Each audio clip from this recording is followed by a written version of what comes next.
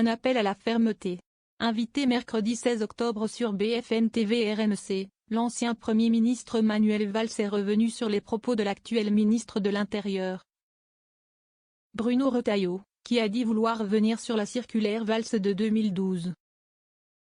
Celle-ci permet au préfet de régulariser à titre exceptionnel des personnes pour des motifs de vie privée et familiale, selon plusieurs critères, enfants scolarisés et présence en France depuis plusieurs années, ou au titre du travail, en justifiant notamment une présence sur le territoire depuis plusieurs années et un certain nombre de fiches de salaire.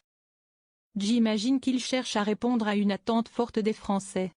Il faut une forme de rupture avec les politiques d'immigration qui ont été menées depuis plusieurs décennies, a répondu Manuel Valls.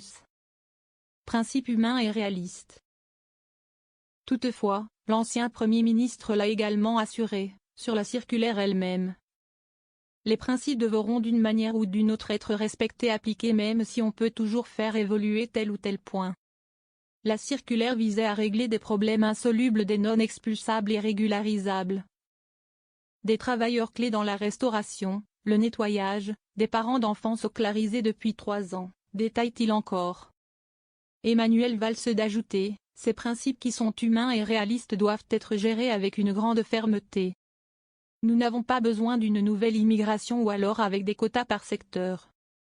Ce texte a permis en 2023 de régulariser à titre exceptionnel 34 700 sans-papiers pour des motifs économiques, personnes travaillant depuis plusieurs années en France, ou familiaux, enfants scolarisés depuis plusieurs années, conjoints.